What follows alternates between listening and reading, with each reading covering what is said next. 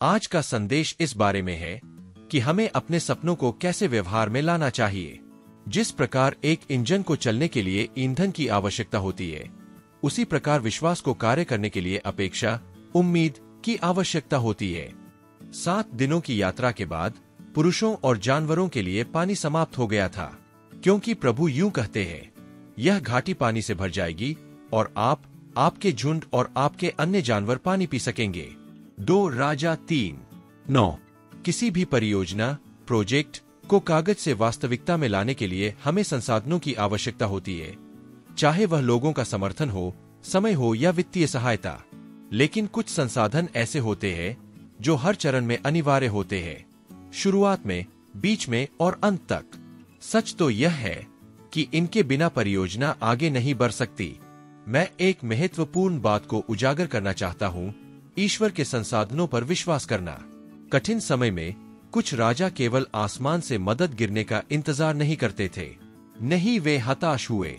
वे आगे बढ़े क्योंकि वे जानते थे कि भगवान ने पहले ही उनकी जरूरतों का प्रबंध कर दिया था।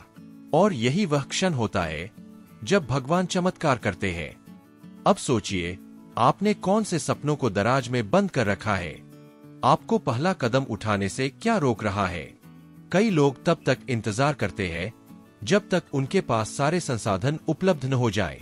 लेकिन भगवान के साथ प्रक्रिया अलग होती है। आप भगवान से मार्गदर्शन के लिए प्रार्थना करते हैं, पहला कदम उठाते हैं और फिर वह आवश्यक प्रावधान, प्रोविजन भेजते हैं। चाहे नुकसान, गलतियां, दिवालियापन या बीमारी के नकारात्मक निदान का सामना करना पड़े, अपनी आस्था और विश्वास को भगवान में बनाए रखें।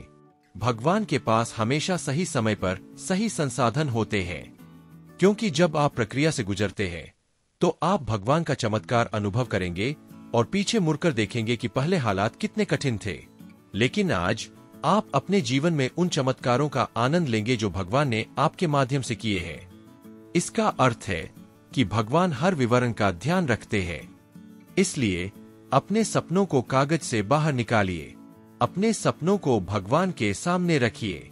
आपकी जिम्मेदारी है प्रार्थना करना और संभव प्रयास करना। असंभव को संभव बनाना भगवान की जिम्मेदारी है। हार मत मानिए, आशा मत छोड़िए। भगवान आज भी वास्तविकताओं को बदलने में विशेषज्ञ हैं।